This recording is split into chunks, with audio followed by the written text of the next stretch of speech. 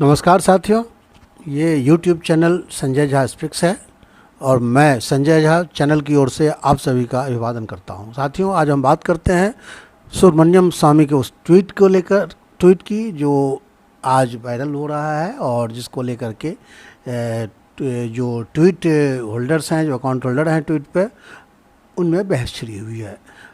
दोस्तों, सबसे पहले जो ट्वीट है उसका लबोलवाब ये है कि उन्होंने ताइवान और तिब्बत के मसले पे प्रधानमंत्री, भारत के प्रथम प्रधानमंत्री जवाहरलाल नेहरू, उसके बाद भाजपा के प्रधानमंत्री, भाजपा पार्टी से प्रधानमंत्री रहे पंडित अटल बिहारी वाजपेयी और मौजूदा प्रधानमंत्री नरेंद्र मोदी जी की ज़बरदस्त आलोचना की है। ट्वीट का स्क्रीनशॉट और इसके अलावा इसको लेकर के क्या सच्चाई है और न्यूज़ चैनल्स ने, न्यूज़ पोर्टल्स ने क्या खबरें दी है, इसके स्क्रीनशॉट्स मैं आपके साथ शेयर करूंगा।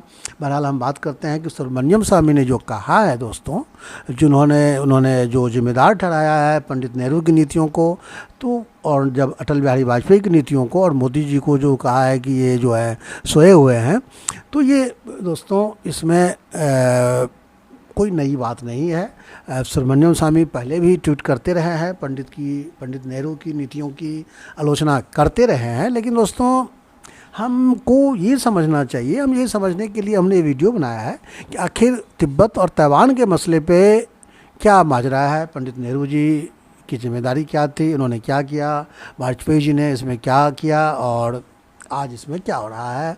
और दोस्तों, आप जानते हैं कि ताइवान को लेकर के एक तनाव है दुनिया भर में। नैन्सी पेलोसी जो स्पीकर हैं वहाँ हाउस ऑफ रिप्रेजेंटेटिव्स की, वो ताइवान गए हुए हैं। चीन भड़का हुआ है, चीन ने ताइवान को चारों ओर से घेर रखा है। अमेरिका ताइवान की मदद करने के लिए खड़ा हुआ है हर तरह से। दूसरी तरफ जो तिब्बत को लेकर के बात यह है कि लद्दाख और अरुणाचल प्रदेश में जो है चीन का जो आक्रामक रवैया है वो बरकरार है। दोस्तों, पहले हम बात करते हैं ताइवान की। नेहरू की नीतियाँ क्यों जिम्मेदार है।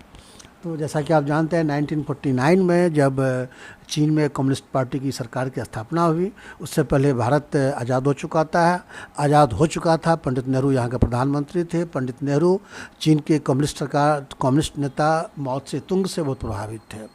तो जब भारत आज़ाद हुआ और 1950 में जब संयुक्त राष्ट्र संघ में भारत को अस्थाई मेंबरशिप देने की बात आई और परमानेंट काउंसिल में भारत को अस्थाई सदस्यता देने की बात आई, तो पंडित नेहरू ने कहा कि पंडित नेहरू जो माओ से बहुत प्रभावित थे, चीन की सभ्यता से बहुत प्रभावित थे, चीन की सरकार की नीतियों से बहुत प्रभावित थे, कम्युनिस्ट पद्धति से बहुत प्रभावित थे, उन्होंने खुद को परमानेंट काउंसिल में ले जाने के बदले उन्होंने चीन को ये सदस्यता देने में मदद की और कहा कि ये चीन को मिल जाना चाहिए, ये परमानेंट सिक्योरिटी काउंसिल में परमानेंट मेंबरशिप चीन को मिलनी चाहिए। और ऐसा ही हुआ।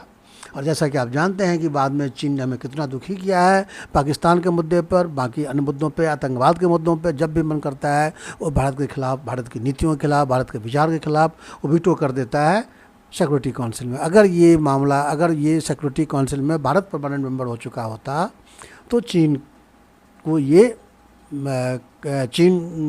को इसकी दुस्साहस चीन ऐसा नहीं करता। दूसरी बात यह है कि जब ताइवान का मामला आया और कुओमिंतांग दल की सरकार को हटा करके चीन के मेनलैंड में कम्युनिस्टों ने अपनी सरकार बनाई और जब कुओमिंतांग दल जब ताइवान चले गए, जो अभी चाइना सी में वो छोटा सा द्वीप है, तो चीन ने वन चाइना पॉलिसी के तहत ये कहा कि ताइवान हमारा हिस्सा है और जब मुझे इतनी ताकत हैसियत हम अर्जित कर लेंगे तब हम ताइवान को हड़प लेंगे, ये उसने कहा था और वो आज तक इसी को मान रहा है। तो और हमने यानी भारत ने ताइवान के मुद्दे पर चीन का सपोर्ट किया, चीन की वन चाइना पॉलिसी को हमने सपोर्ट किया। हमने ताइवान से कोई व्यापारिक रिश्ते नहीं कोई कूटनीतिक रिश्ते और राजनीतिक रिश्ते हमने नहीं रखे, सिर्फ इसलिए कि चीन नाराज़ ना हो जाए। लेकिन चीन ने तिब्बत के मुद्दे, कश्मीर के मुद्दे पर ऐसा कभी नहीं किया। तो इसलिए सुब्रमण्यम स्वामी ने पंडित नेहरू को ताइवान के मुद्दे पर जिम्मेदार ठहराया है। अब हम बात करते हैं तिब्बत की। तिब्बत पर क्या मसला है दोस्तों। 1949 में 1950 में माओ त्से की सरकार ने तिब्बत को अपने कब्जे में ले लिया। उसके बाद वहाँ से दलाई लामा जो तिब्बत के जो आध्यात्मिक नेता राजनीतिक नेता थे तिब्बत के, दलाई लामा भागकर भारत आ गए। भारत में आए और धर्मशाला में उनको शरण मिली, भारत सरकार ने शरण दी, लेकिन एक राजनीतिक नेता के रूप में नहीं बल्कि एक धार्मिक नेता के रूप में। उनसे शर्त ये रखी गई कि आप राजनीतिक बयानबाजी नहीं करेंगे, और वही हुआ। दलाई लामा को राजनीतिक बयानबाजी करने से रोक दिया गया। उधर चीन तिब्बत को लेकर के झूठ पर झूठ, अब्बा पर अब्बा फैलाते रहा, और दलाई लामा की मजबूरी थी कि भारत के साथ उन्होंने जो शर्त जो मानी थी उसके तहत वो चीन के किसी भी झूठ का, अफवाह का वो खंडन नहीं कर पाए दलाई लामा।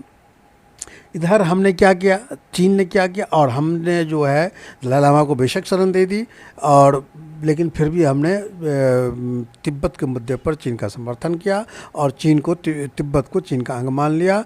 लेकिन दलाई लामा को भारत में शरण देने के कारण चीन नाराज़ हो गया, और 1962 में उसने क्या किया, तो वहाँ भारत पे हमला कर दिया, और भारत का अरुणाचल का और लद्दाख का काफ़ी हिस्सा वो जीत लिया उसने। उसके बाद भी हमें ये डर लगा रहा कि चीन को हम हमेशा संतुष्ट और खुश रखने की कोशिश हम करते रहे, और उधर चीन जो है हमने ताइवान के मुद्दे पर और तिब्बत के मुद्दे पर बेशक चीन का समर्थन कर दिया, लेकिन चीन ने कश्मीर के मुद्दे पर हमारा कभी समर्थन नहीं किया।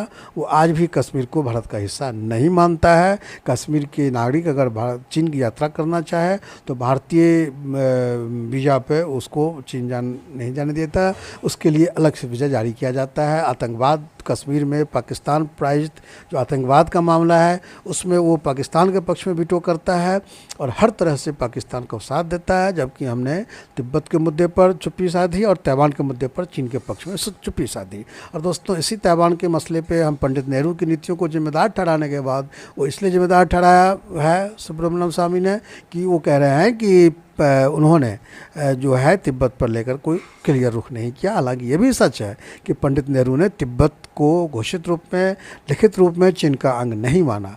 इस प्रक्रिया की शुरुआत 1988 में हुई, जब राजीव गांधी प्रधानमंत्री थे और उन्होंने चीन का दौरा किया। जब राजीव गांधी चीन में थे तो एक संयुक्त घोषणा पत्र जारी हुआ जिसमें चीन तिब्बत को चीन का ऑटोनमस रीजन बताया गया था, और ये चूँकि ये संयुक्त घोषणा पत्र था इसलिए इसे माना गया कि भारत सरकार के तत्कालीन प्रधानमंत्री राजीव गांधी ने की सहमति से ये घोषणा पत्र जारी हुआ है। फिर बात आई 2003 में, यानी पहली बार राजीव गांधी के समय में लिखित रूप में तिब्बत को चीन का अंग माना गया, ऑटोनमस रीजन माना गया। और 2003 में जब अटल बिहारी वाजपेयी प्रधानमंत्री थे तो वो भी चीन गए, चीन का दौरा किया, और उनके समय में जब घोषणा पत्र जारी हुआ, एक संयुक्त घोषणा पत्र, उसमें तिब्बत को चीन का हिस्सा मान लिया गया था। यानी 2003 में भारत ने अधिकृत रूप से तिब्बत को चीन का हिस्सा मान लिया। और दोस्तों, अब उसके बाद क्या हुआ आप देख ही रहे हैं। हमने चीन की हर बात मानी और चीन ने हमें हर मामले में धोखा दिया।